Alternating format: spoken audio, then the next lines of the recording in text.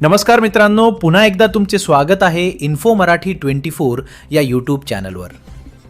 मित्रांनो, तुमच्यासाठी अत्यंत महत्त्वाची बातमी घेऊन आलेलो आहे। बातमी आहे EPS 95 पेन्शनधारकांसाठी धक्कादायक अपडेट। सरकार काही निर्णय घेणार। मित्रांनो, नेमकं काय या बातमीमध्ये आपण नक्की बघूया। पण त्याआधी जर तुम्ही आपल्या चॅनलवर नवीन असाल तर चॅनलला सबस्क्राइब करून बाजूला दिलेल्या बेल आयकॉनला नक्की क्लिक करा।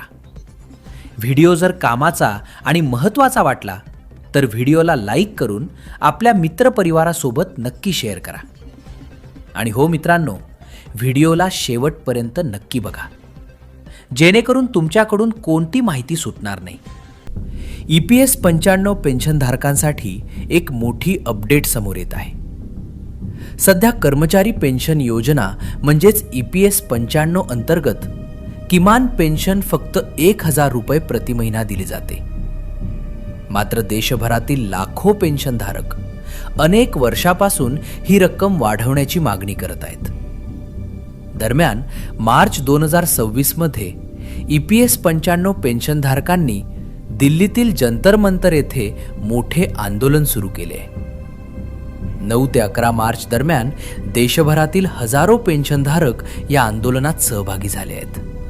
हमारी जो संगठन है नेशनल एजुटेशन कमेटी या राष्ट्रीय संघर्ष समिति, जो पूरे देश में EPS 95 पेंशन धारकों का काम करती है, हमने इतने आज यहाँ पे जो लोग आए हैं सब बूढ़े हैं, 60 साल से ऊपर के उम्र के हैं और वो दूर दराज के क्षेत्र से आए हैं। पैसा न होने के बावजूद, आरोग्य न होने के बावजूद, ठहरने की व्यवस्था न होने के बावजूद यहाँ पर इतनी दूर तक क्यों आए हैं? क्योंकि वो अपनी जिंदगी में ठगा महसूस कर रहे हैं। इनसे पूरी जिंदगी पैसा हट लिया, हर महीने इन्होंने एक अंशदान किया है पेंशन के लिए, और इतना अंशदान करने के बाद आज इनको 500-700 रुपए पेंशन मिलती है।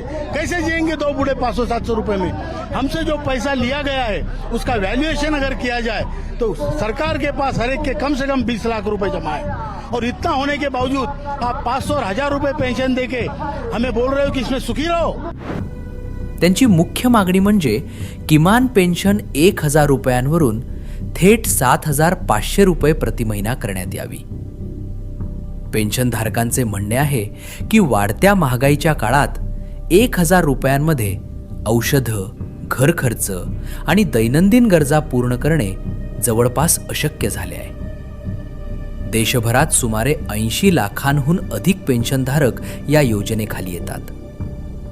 याशिवाय पेन्शनधारकांनी आणखी काही महत्त्वाच्या मागण्या सरकारसमोर ठेवल्या आहेत। त्यामध्ये पेन्शनसोबत महागाई भत्ता म्हणजेच DA देणं, तसेच पेन्शनधारक आणि त्यांच्या जोडीदारासाठी मोफत वैद्यकीय सुविधा देण्याची मागणी देखील करण्यात आली आहे। दरम्यान सरकारने सांगितले आहे की पेन्शन वाढवण्याच्या मागणीवर विचार सुरू आहे। मात्र EPS 95 फंडवर आर्थिक ताण येऊ शकतो, त्यामुळे अंतिम निर्णय अजून घेण्यात आलेला नाही। म्हणूनच आता सरकार या मागण्यांवर काय निर्णय घेते याकडे देशभरातील लाखो पेन्शनधारकांचे लक्ष लागले आहे।